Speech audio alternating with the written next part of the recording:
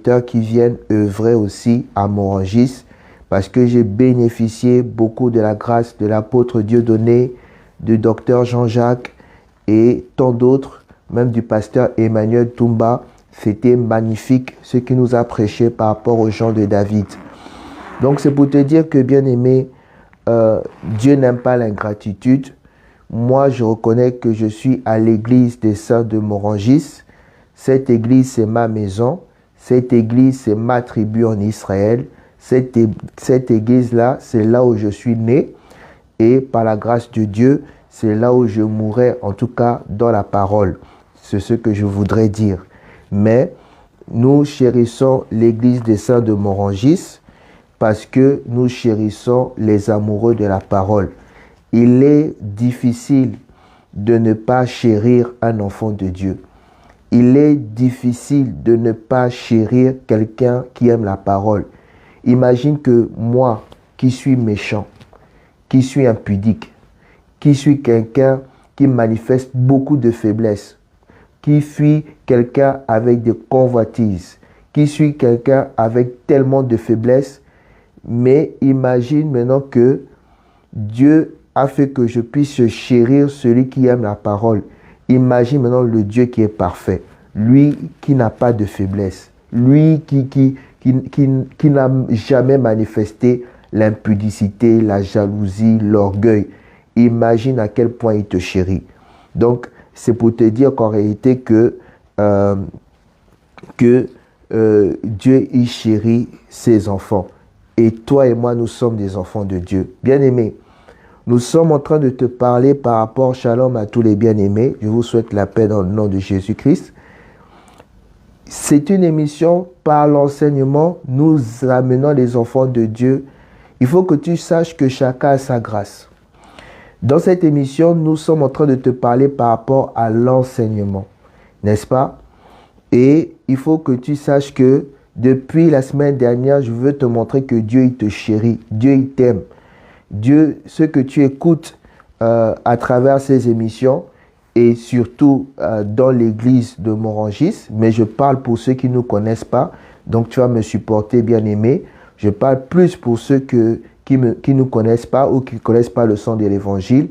Si même tu es tombé par hasard, je dis même par hasard, à la manière des hommes, sache que c'est une grâce de Dieu. Nous sommes en train de te parler du verger qui est devenu une création, qui doit être considéré comme une forêt. C'est la partie 3.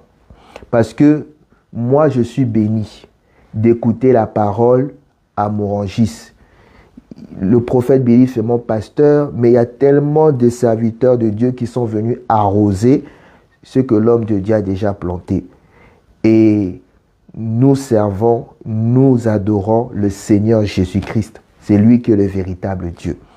Mais Dieu se sert des hommes pour enseigner et encadrer ses enfants. Donc, lorsque nous te parlions que dans le verger, suis-moi très bien. Donc là, nous avançons. Nous t'avions parlé parce que nous allons profiter pour te parler, parce que notre frère Chris, Ouazaba, je pense, nous a posé une question par rapport au changement du ministère. Et nous allons profiter pour continuer sur le verger qui doit être considéré comme une forêt. La forêt, donc, je te demande de me supporter. Je n'ai pas beaucoup de temps. Bien-aimé, essaye de pouvoir revoir les vidéos précédentes. Donc, toi qui me suis, je n'ai commencé qu'à 21h10. Donc, l'émission doit faire 45 minutes. Donc, si tu me vois dépasser 21h45, que ça ne te scandalise pas et que tu puisses me pardonner, j'ai commencé en retard à cause du travail. Tu verras ceci. Tu verras que nous t'avions parlé que le verger doit être considéré comme une création. Il faut que tu comprennes les choses dans la profondeur de l'évangile parce que tu sais, je vais d'abord t'expliquer ça de manière simple pour te l'amener un peu plus dans la profondeur. Il faut que tu comprennes que la question du frère, c'était: est-ce que Dieu m'a appelé pasteur? Et maintenant, de pasteur, je deviens apôtre. Donc souvent, les gens, tu verras, ils sont d'abord chantres. Ils sont chantres à l'église. Après, quand ils ont du succès, ils deviennent évangélistes. Donc, ils continuent à chanter, mais étant évangélistes. Et puis, quand ça va, les ventes d'albums et la popularité croissent, ils deviennent pasteurs d'une église. Et après,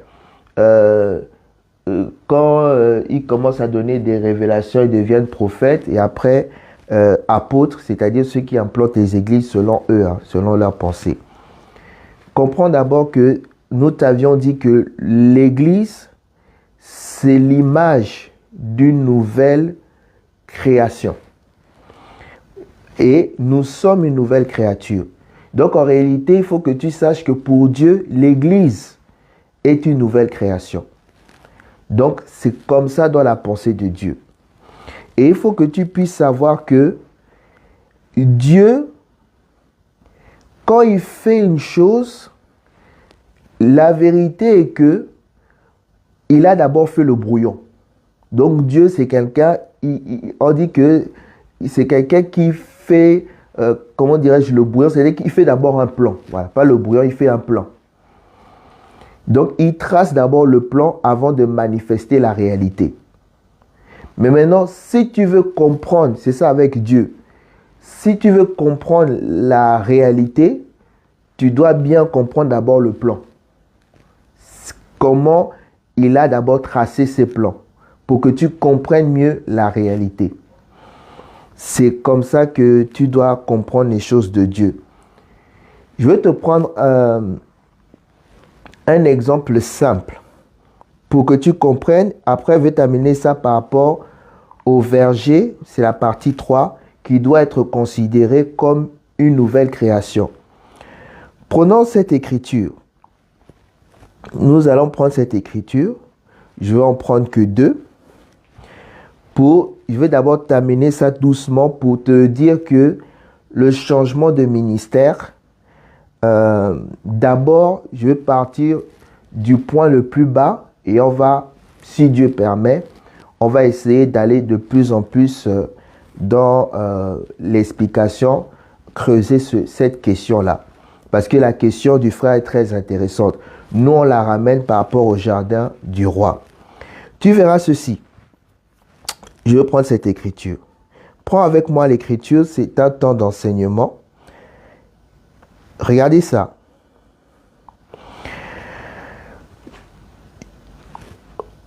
Regardez. Matthieu chapitre 9, verset 12. Je lis à partir du verset même 10. Matthieu 9, verset 10. Comme Jésus était à table dans la maison, voici beaucoup de publicains et de gens de mauvaise vie vinrent se mettre à table avec lui et avec ses disciples.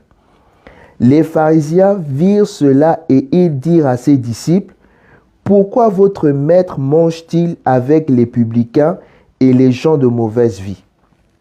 Ce que Jésus ayant entendu, il dit: ce ne sont pas ceux qui se portent bien qui ont besoin de médecins, mais les malades. Allez et apprenez ce qui signifie: je prends plaisir à la miséricorde et non au sacrifice, car je ne suis pas venu appeler des justes, mais des pécheurs. Première écriture que je te donne, Luc chapitre 4, verset 20. Luc chapitre 4, verset 20. Jésus leur dit, verset 20, ensuite il roula le livre, le remit au serviteur et s'assit. Tous ceux qui se trouvaient dans la synagogue avaient les regards fixés sur lui. Alors il commença à leur dire: aujourd'hui, cette parole de l'Écriture que vous venez d'entendre est accomplie. Et tous lui rendaient témoignage, ils étaient étonnés des paroles de grâce qui sortaient de sa bouche. Et ils disaient: n'est-ce pas le fils de Joseph? Jésus leur dit, sans doute vous m'appliquerez ce proverbe. Médecin, guéris-toi toi-même. Et vous me direz, fais ici dans ta patrie tout ce que nous avons appris que tu as fait à Capernaum. Donc, quand Jésus commence à manifester le ministère, quand il commence à prêcher, quand il se lève, il commence à expliquer les Écritures, il se présente comme étant un médecin. C'est pour ça qu'il va dire que ce n'est pas ceux qui sont bien portants qui ont besoin de médecins, mais ce sont ceux qui sont malades. Or, les véritables malades là, c'est nous les enfants de Dieu. Notre maladie, c'est notre mauvaise vie. Notre maladie, c'est les péchés, le fait de manifester les péchés.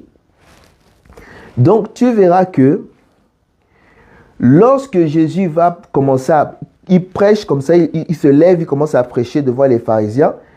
Il va dire, vous allez m'appliquer ce proverbe de médecin. Et puis même Jésus va se comparer comme étant médecin. Pourquoi? Quand il va commencer, c'est pour ça que je suis en train de te montrer que dans Luc, n'est-ce pas, on a lu ensemble.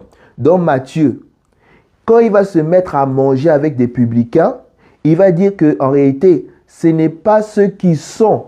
Donc il dit, il mangeait avec les publicains et des personnes de mauvaise vie. Je vais t'expliquer d'abord c'est quoi la maladie selon Dieu. Ceux qui étaient malades, c'est quoi? Matthieu chapitre 9, regardez. Verset 11. Les pharisiens virent cela et ils dirent à ses disciples, pourquoi votre maître mange-t-il avec les publicains et les gens de mauvaise vie? Donc, ceux que Jésus a entendu, il dit, ce ne sont pas ceux qui se portent bien, qui ont besoin de médecins, mais les malades. Donc, quand Jésus se tient à côté des personnes de mauvaise vie pour leur enseigner, pour marcher avec eux, il dit que le médecin n'est pas venu pour les bien portants. Donc, pour ceux qui se disent bien portants. Donc, pour ceux qui se disent bien portants, c'est pour ça que tu verras que Jésus ne traînait pas avec les pharisiens. Parce que eux, ils se disaient bien portants. Donc, ici, bien portants, là, ce sont ceux qui se considèrent par eux-mêmes justes. Donc, c'est eux, c'est avec eux. C'est pour ça que tu verras que Jésus ne marchait pas avec des pharisiens. Jésus était considéré comme quelqu'un qui marchait avec des personnes de mauvaise vie. C'est pour ça qu'il avait cette réputation-là. Jésus avait une réputation d'être un buveur et un ivrogne. Quelqu'un qui mange et qui boit. Parce qu'en réalité, son habitude, c'était de marcher avec les personnes de mauvaise vie. Suis-moi très bien. Parce que tu verras qu'en réalité, ce n'est pas parce que le médecin ne fait que soigner des sidéens ou des gens qui ont la grippe ou le cancer, que le médecin lui-même a le cancer. Non. Un médecin peut venir, n'est-ce pas? Il a sa protection. Il peut marcher avec les malades, ceux qui ont le cancer, ceux qui sont des sidéens, mais ça ne veut pas dire que lui-même c'est un sidéen. Ça ne veut pas dire que lui-même a le cancer. Je te parle du Seigneur Jésus-Christ. Mais eux, ils considéraient, parce qu'ils ne savaient pas que Jésus, en réalité, c'était un médecin. Donc Jésus leur dit qu'en réalité, ce que je suis en train de faire là, le travail que je fais là, c'est le travail d'un médecin. C'est ce qu'il était en train d'enseigner. Il dit, ne croyez pas que parce que je marche avec des sidéens, que j'ai le sida. Ne croyez que pas parce que je marche avec des gens qui ont la grippe, que j'ai la grippe. Non. Mais le médecin marche avec ceux qui sont malades, bien que lui-même, il est bien portant. Donc, je suis en train de te parler du Seigneur Jésus-Christ. Il marchait avec des pécheurs, bien que lui-même ne péchait pas. C'est ça la maladie. C'est pour ça qu'il dit qu'il traînait avec des personnes de mauvaise vie. Donc, ici, les malades, c'est toi et moi. N'est-ce pas? Et ceux qui étaient bien portants, mais là, attention, c'est ironique, c'est-à-dire ceux qui se considéraient comme bien portants, c'était les pharisiens. Donc, ici, c'est pour ça que je te dis que lui, il te présente comme étant médecin. Je t'explique d'abord bas étage. Donc, un homme de Dieu, donc quand je dis un homme de Dieu, attention, je ne parle pas du frère, je parle de l'homme de Dieu. En réalité, donc le ministère. Donc, le frère dans l'exercice du ministère, c'est un médecin. Maintenant, suis-moi très bien.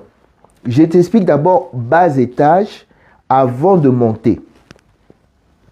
Il faut que tu comprennes que il y a dans le ministère, suis-moi très bien, tout ministre, apôtre, docteur, évangéliste, c'est pour ça que je dis que Dieu, il aime prendre les choses qui sont tracées, n'est-ce pas, pour t'enseigner des choses qui sont réelles. C'est Dieu lui-même qui a permis qu'il y ait des médecins. Même la parole de Dieu dit qu'il est impossible à l'homme de connaître. Regardez, je vais te donner cette écriture-là. Je vais t'expliquer quelque chose, mais avec des mots simples, en te donnant des versets bibliques pour que tu comprennes cette chose-là. Pour que, d'abord, que tu comprennes la simplicité. Je veux te montrer d'abord quelque chose qui est beau. Regardez. Ecclésiaste chapitre 11, verset 4. Ecclésiaste chapitre 11, verset 4. Celui qui observe le vent ne sèmera point, et celui qui regarde les nuages ne se moissonnera point. Comme tu ne sais pas quel est le chemin du vent, ni comment se forment les eaux dans le ventre de la femme enceinte, tu ne connais pas non plus l'œuvre de Dieu qui fait tout. Donc, voilà, mais moi je cherche l'écriture où l'homme ne pourra pas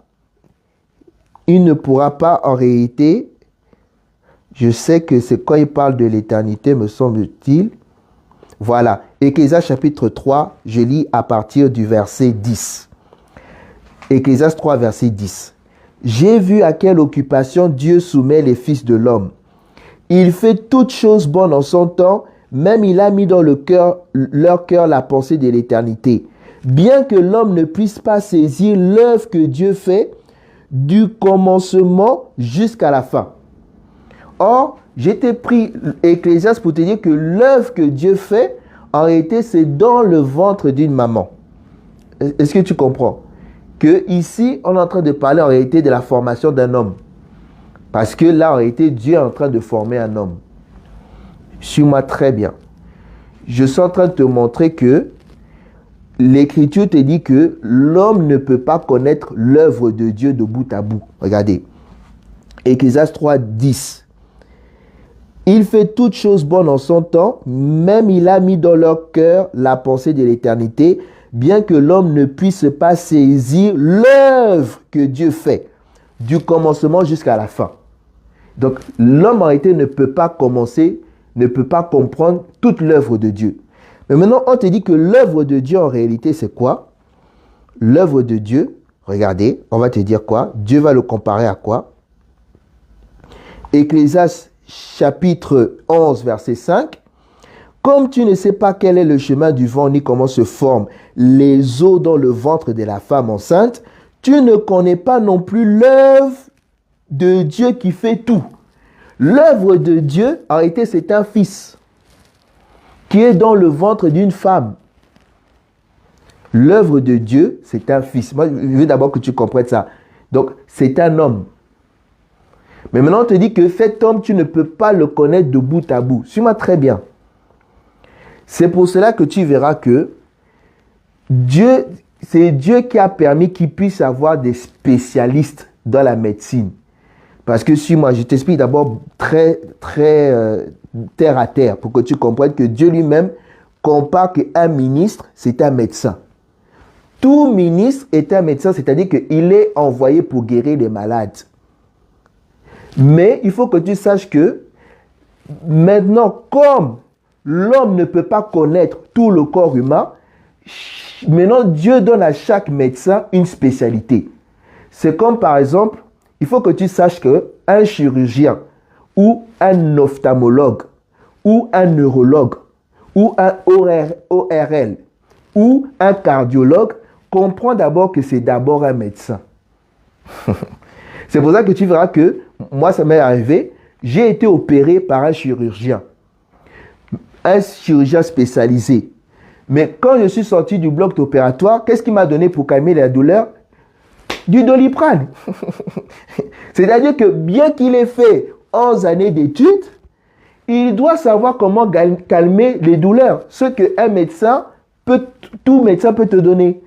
C'est pour ça que tu verras même au pays, quand quelqu'un seulement est ophtalmologue, même quand l'enfant est malade, on va le voir parce qu'on va te dire que quand même, tu es docteur, tu dois quand même avoir des connaissances. Et effectivement, il peut avoir des connaissances. Il va te dire, ah, ton enfant, ah, il souffre comme ça, ah, il a mal, ok, ça peut être ça, mais va voir quand même un spécialiste. Donc, il faut d'abord que tu saches qu'un chirurgien, c'est d'abord un médecin. Même comme ça dans la vie de ce monde-là. Un cardiologue, c'est d'abord un médecin. C'est simplement un médecin qui s'est spécialisé parce qu'il ne peut pas être spécialiste de tout le corps. Je veux d'abord que tu comprennes ça. Il ne peut pas être spécialiste de tout le corps. Mais c'est un médecin. C'est pour ça que quand un cardiologue se présente à toi, il peut te dire que je suis médecin. Mais maintenant, sa spécialité là, il peut être médecin urgentiste, il peut être médecin dermatologue, il peut être médecin par rapport au cœur. Donc, en réalité, tout spécialiste est d'abord médecin. Je veux d'abord que tu comprennes ça. C'est pour ça que tu verras quoi? Suis-moi très bien. Je suis en train de te montrer que la spécialité, c'est quoi? Même en médecine, j'explique d'abord les choses bas. La spécialité, c'est ce que tu maîtrises le plus. Donc, ce dont tu excelles. C'est pour ça que tu verras qu'il y a ce qu'on appelle le don. Mais maintenant, il y a le don. Dieu te donne, n'est-ce pas? Il y a le don où Dieu te donne. Il te donne quelque chose, c'est quelque chose d'immérité. Mais il y a le don aussi, ce don-là où Dieu te donne encore une spécialité. C'est-à-dire que tu fais plus que les autres. Je prends par exemple le don de foi ou le don de guérison. Un enfant de Dieu, il peut prier pour un malade, n'est-ce pas? Il peut prier pour un malade, la personne se guérit. Mais ça ne veut pas dire qu'il a le don de guérison. Ça ne veut pas dire ça. C'est pour ça que tout le monde n'a pas le don de guérison. Tout le monde n'est pas prophète. Tout le monde n'a pas le don de foi. Tout le monde n'a pas le don d'enseignement. Il y a le don qu'on appelle maintenant la spécialité. C'est pour ça que je veux te montrer la spécialité dans la médecine de Dieu. Romains chapitre 12. Regardez. Romains chapitre 12. Verset 3. Par la grâce qui m'a été donnée, je dis à chacun de vous de n'avoir pas de lui-même une trop haute opinion, mais de revêtir des sentiments modestes selon la mesure de foi que Dieu a départie à chacun. Car comme nous avons plusieurs membres dans un seul corps, et que tous les membres n'ont pas la même fonction, ainsi nous qui sommes plusieurs, nous formons un seul corps en Christ, et nous sommes tous membres les uns des autres, puisque nous avons des dons différents. Selon la grâce qui nous a été accordée, que celui qui a le don de prophétie l'exerce selon l'analogie de la foi. Que celui qui est appelé au ministère s'attache à son ministère. Que celui qui enseigne s'attache à son enseignement. Et celui qui exhorte s'attache à l'exhortation. Or, en réalité, tu ne peux pas exhorter l'Église. La vérité, pour exhorter l'Église, tu es un ministre de la parole. Pour enseigner l'Église, c'est pour ça que tu verras dans d'autres versions, on va te dire que celui qui a le don d'enseigner, enseigne. Que celui qui a le don d'exhortation, exhorte. Donc ici, je suis en train de te parler que Paul est en train de parler de la spécialité. Je veux que tu comprennes ça. En réalité, tout ministre peut enseigner. Tout ministre peut exhorter. Mais à ceux qui ont le don d'exhortation, il y a ceux qui ont le don d'enseignement. Est-ce que tu comprends ces choses-là? Je suis en train de te dire que il y a le don qui a été une spécialité. Tout ministre de la parole enseigne, mais tous ne sont pas spécialisés dans la prophétie.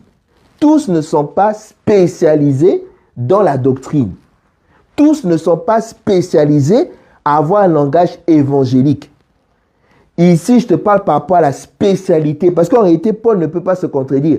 Parce qu'en réalité, celui qui exhorte, c'est celui qui enseigne. Parce que tu ne peux pas ouvrir ta bouche. L'Écriture dit que il a interdit à celui qui a les testicules écrasés d'œuvrer dans l'œuvre de Dieu. Or, les testicules écrasés, c'est quoi? C'est un homme que Dieu a rendu femme. C'est-à-dire que tu es frère, mais Dieu ne t'a pas donné le droit d'enseigner à l'église. C'est pour ça que Jacques dit, ne soyez pas tous à vouloir enseigner. Donc ici, je suis en train de te parler que Jésus lui-même a permis qu'il y ait des spécialités. Pourquoi? C'est parce qu'en réalité, le ministère, c'est l'image d'un médecin. Mais maintenant, le ministre, lui, il est limité. Il ne peut pas tout faire. Il n'est pas spécialiste en toutes choses. Il a besoin d'un autre médecin. Maintenant, suis-moi bien. Il faut que tu saches que dans la pensée de Dieu, suis-moi très bien, le plan que Dieu a tracé, c'est la création que tu vois. Donc, quand Dieu fait une nouvelle création, il s'inspire de ce qu'il a fait. C'est pour ça qu'il dit, Moïse, ce que toi tu vas faire là, il faut que tu t'inspires d'un modèle.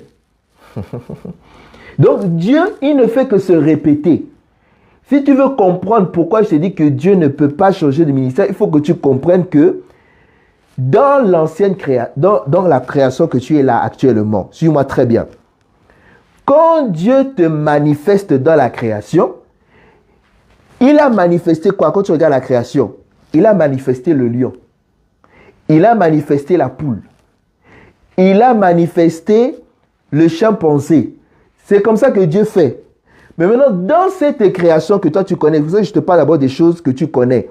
Dans cette création-là, la poule, chemin faisant, même si la poule a gagné une bataille, elle a réussi à chasser un autre coq. Même si la poule a réussi à chasser un renard, la poule ne va jamais changer sa nature.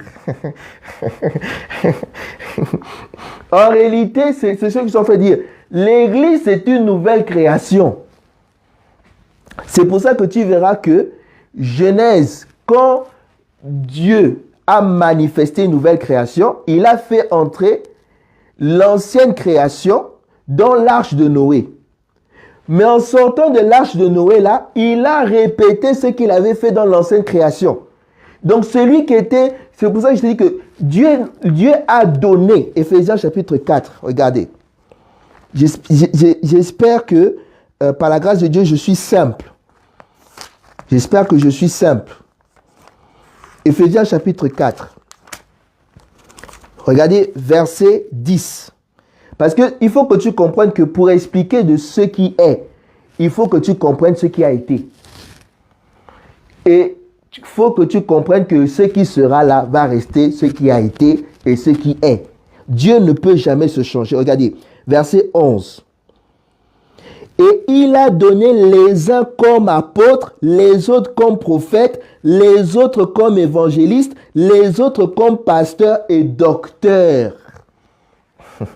Les uns. Donc, il n'a pas dit qu'il y a des personnes qui peuvent être à la fois prophètes et docteurs. Non. Suis-moi très bien. Donc, prophète là, c'est cette grâce particulière que Dieu lui a faite. Est-ce que tu comprends? C'est comme les animaux. C'est pour ça que tu vois que Dieu va dire quoi?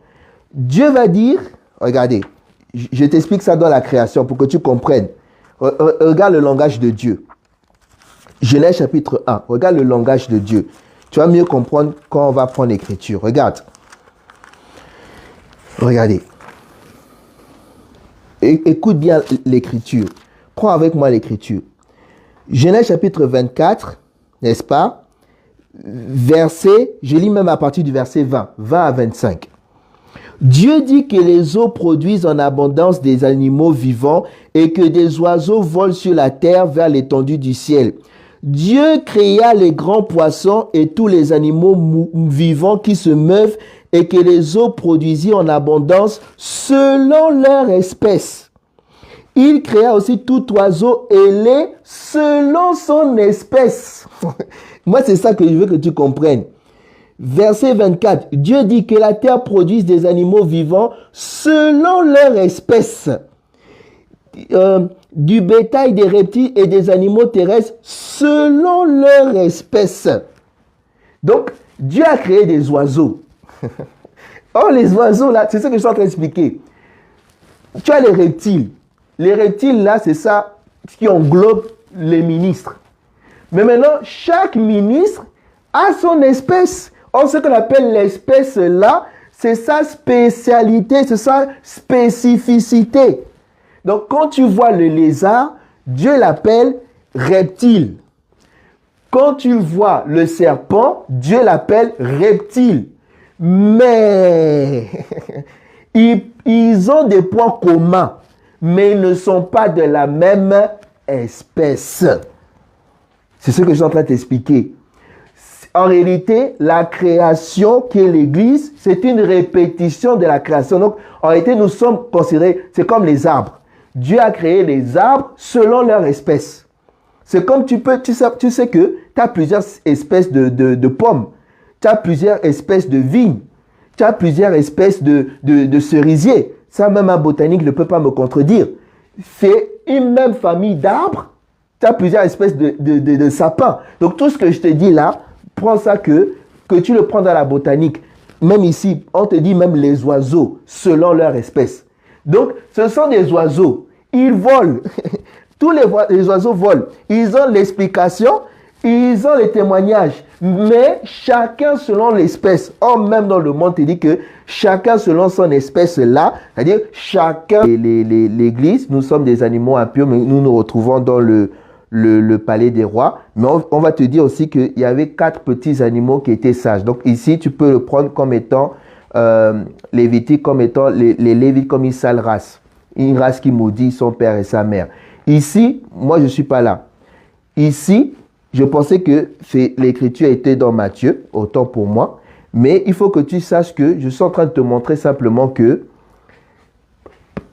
tous ces animaux-là, parce que quand tu vas prendre par exemple, voilà, quand tu vas prendre Jean-Baptiste, il portait des habits en poil de chameau, tout cela pour indiquer en réalité qu'il était un chameau, un animal impur par rapport à Israël. Tout ça c'est prophétique. Mais ici, je suis en train de te montrer que lorsque Dieu manifeste une nouvelle création, ici, je suis en train de te montrer que bien qu'il puisse créer cette créature que tu appelles le ministre, chaque ministre est créé selon son espèce. Mais c'est un oiseau.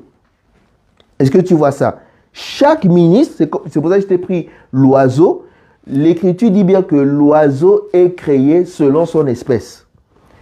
Les poissons sont créés selon son espèce. Donc ce sont des poissons, mais selon son espèce. Or, selon son espèce-là, c'est ce qu'on appelle selon sa spécialité, selon sa grâce. C'est pour ça que je t'ai montré que dans la nature comme ça, un oiseau ne peut jamais changer son espèce.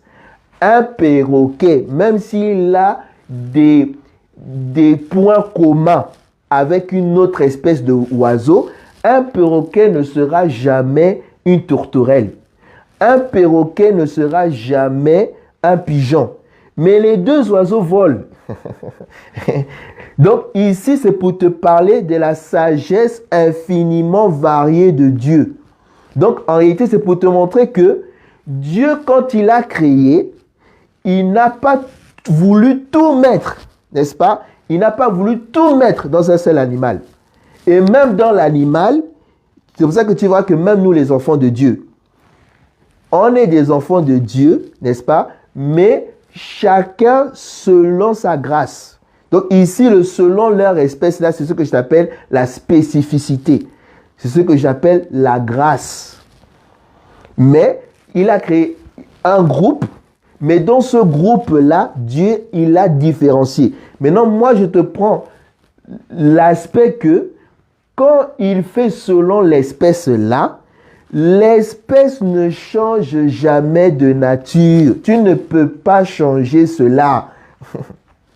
C'est pour ça que je suis en train de te montrer que, bien que Jésus a fait qu'il y ait des ministres, mais les ministres, ils ont chacun leur grâce particulière, leur don particulier. Et le don là, c'est ce que je t'ai appelé, là où ils sont forts. J'essaie de parler de manière simple aujourd'hui. Là où ils sont plus forts. En ça, Dieu ne se repent jamais de son don. Dans les ministres, il y a ceux qui sont plus forts pour parler dans la prophétie. C'est ce qu'on appelle prophète. C'est ce qu'on appelle le don. C'est pour ça qu'il dit qu'un enfant de Dieu peut prier pour un malade, la personne guérit. Mais ça ne veut pas dire qu'elle a le don de guérison. Mais maintenant, je t'explique ceci. Donc, celui qui a le don de guérison, tu verras que lui, cette manifestation de la guérison va se manifester plus que d'autres. C'est tout. Cette manifestation de la guérison va se manifester plus que d'autres. C'est comme par exemple, un frère, la vérité, un frère, même dans sa maison, il peut enseigner. Il peut enseigner même à sa femme, il peut même évangéliser, il peut même réunir, il peut commencer à enseigner ses enfants. Il enseigne. Mais tu verras que même s'il évangélise, même s'il enseigne à un endroit pour évangéliser, lorsque tu verras qu'il y a un frère que Dieu lui a donné vraiment la grâce particulière d'enseignement, tu verras que ce n'est pas la même chose. Ce n'est pas la même chose. Donc, dans les ministères, cette capacité, c'est pour ça que je t'ai parlé d'abord du médecin. Un cardiologue peut te prescrire même du Doliprane. Un cardiologue, tu peux lui dire j'ai mal à la tête, il a le droit de te prescrire du Doliprane. Pourquoi? Parce qu'il est médecin. Même s'il ne t'a pas opéré, tu dis j'ai mal aux yeux à un ophtalmologue. Il sait que le problème c'est les yeux, mais pour calmer la douleur, même les dentistes, tu as mal à la dent. En réalité, il doit t'arracher la dent qui te fait mal. Mais il peut te prescrire le Doliprane. Pourquoi? Ici, je suis dans l'évangile parce que ça a été, c'est un médecin. C'est là où je suis en train de te montrer que là, je te parlais par rapport au verger qui doit être considéré comme une forêt. Or, le verger qui doit être considéré comme une forêt, là, c'est ça que je t'appelle que le verger, l'image de l'église, qui est considéré comme une nouvelle création. Et maintenant, c'est là où je suis en train de te montrer que dans cette création-là, même s'il peut créer des groupes qui sont en commun, dans ce groupe-là, Dieu va manifester des différences. C'est pour ça que tu verras que même dans les chantres, tout le monde peut avoir une belle voix. Mais Dieu va mettre selon son espèce. Il y a, dans le groupe des chantres, il y a l'espèce des sopranos, il y a l'espèce des altos, tu as l'espèce des contre-altos, tu as l'espèce des ténors. Donc tu verras qu'ils ont une belle voix. Tous, ils ont une belle voix. Mais Dieu, comme c'est quelqu'un, il ne veut pas que vous soyez tous pareils. Dieu, pour montrer qu'il est tellement varié, il va montrer que même parmi le groupe, tu vois, en réalité, l'église, c'est une nouvelle création. Même parmi le groupe des chantres, tu verras que chacun aura sa grâce particulière. Parce que c'est selon son espèce. C'est pour cela que même par rapport à l'exercice ministériel, chacun a sa particularité. C'est ça ce qu'on appelle selon son espèce. C'est pour ça qu'un ministre ne peut pas être la copie-collée d'un autre ministre. Il aura forcément des choses qui lui sont propres. Une manière de procéder qui est toujours l'évangile, qui lui sont propres. Un langage, une manière de s'exprimer qui lui est propre. Mais ça reste un ministre. C'est pour ça que quand tu prends le perroquet a sa spécificité. Le perroquet est capable de répéter ce que tu lui dis, quelques mots. Mais la tourterelle n'est pas capable de parler. Elle est seulement capable de chanter. Le perroquet n'a pas aussi une belle voix que la tourterelle. Il n'a pas aussi une belle voix que l'hirondelle. Donc, ce que le perroquet sait faire, l'hirondelle ne sait pas forcément faire. Mais les deux, Dieu les appelle des oiseaux. Donc, c'est ça que je suis en train de te montrer que lorsque Dieu a manifesté une nouvelle création, maintenant, dans cet groupe qu'il a créé, que tu peux prendre comme étant des arbres, que tu peux prendre, dans le groupe des ministres, il a fait que des ministres, ils sont tous ministres, mais chacun selon son espèce. Or, l'espèce là, c'est la particularité que Dieu a mise en lui. Donc, c'est cette chose-là que je voulais te montrer que, d'abord, noir sur blanc, tu n'as aucune écriture qui te montre que un pasteur, parce que c'est pour ça qu'il dit que je commence tout bas, il n'y a aucune écriture qui te montre qu'un pasteur, après, il est devenu évangélique, après, il est devenu prophète, après, il est devenu archibishop. Il n'y a pas d'écriture. Et maintenant, je t'ai expliqué aussi que il faut que tu comprennes d'abord que quand on parle du ministère, le ministre, c'est un médecin. Le ministre, c'est un médecin. Mais maintenant, Dieu faisant les choses, parce que Dieu a limité l'homme, l'homme ne peut pas tout soigner, l'homme ne peut pas tout faire, il n'est pas à la capacité. Qu'est-ce qu'il a fait? Il a fait que même dans le monde ici, un médecin spécialiste, ils sont spécialisés parce que la vérité, c'est parce que l'homme est incapable de maîtriser le corps humain tout entier. Il est incapable. Il doit chercher sa voie où il doit se spécialiser. Parce qu'en réalité, il est spécialisé parce que Dieu lui a fait une grâce, mais aussi c'est pour montrer qu'il est limité. Il a besoin de la grâce de l'autre. Donc, Dieu a fait cela pour que le cardiologue soit complémentaire avec l'ophtalmologue, qu'il soit complémentaire avec le podologue. Mais Dieu a fait que le cardiologue, Dieu lui a donné la facilité pour comprendre le fonctionnement du cœur. Le chirurgien, Dieu lui a donné la facilité de pouvoir ne pas trembler quand il opère une personne sur la table d'opération. Le neurologue, Dieu lui a donné la capacité de comprendre. Donc, il y a une part où Dieu ne veut pas que tu puisses connaître tout sur tout par rapport au corps humain. Il y a une part où Dieu te donne une spécificité, ce que j'appelle le don, une grâce particulière pour comprendre un aspect, pour être plus fort dans un aspect. Mais tu demeures d'abord médecin. Est-ce que tu comprends? C'est pour ça que je peux t'expliquer simple. Un ministre, tout ministre est appelé à la prière et à l'enseignement. Tout ministre. Tout ministre est appelé à prier, à l'enseignement. Donc, à prier pour les fidèles, enseigner les fidèles, les exhorter dans la voie du Seigneur, les instruire, les corriger. Tout ministre est appelé à prier, est appelé à enseigner. Mais maintenant, ça c'est ce que j'appelle médecins. Ils sont tous médecins. Mais maintenant, Dieu, selon l'espèce, a donné des spécificités selon l'espèce. Maintenant, dans l'espèce, donc dans le groupe d'oiseaux, Dieu a créé des oiseaux selon leur espèce. Mais c'est des oiseaux. Maintenant, dans le groupe des ministres, Dieu a créé le groupe de ministres, mais chacun selon son espèce. Il y a 5 espèces. Il y a cette espèce qu'on appelle les prophètes, cette espèce qu'on appelle les apôtres. Donc, les prophètes, ils sont spécialisés par rapport à la prophétie. Les docteurs sont spécialisés par rapport à la prophétie, surtout à la révélation. Les apôtres sont spécialisés par la doctrine. Donc, et les pasteurs évangéliques sont spécialisés par rapport à la doctrine, au parler par connaissance. Donc, c'est pour te montrer que chaque espèce a sa spécificité. Et dans la création que tu vois là, regarde seulement la nature, dans la création que tu vois là, un animal ou un arbre ne peut jamais changer d'espèce pendant sa vie. Donc, quand Dieu te plante dans sa création, qui est le verger qui doit être considéré comme une forêt, qui est l'image de la nouvelle création, il faut que tu saches que tu appartiens à un groupe. Et dans ce groupe-là, tu as une espèce. Tu appartiens à une espèce. C'est ça en fait.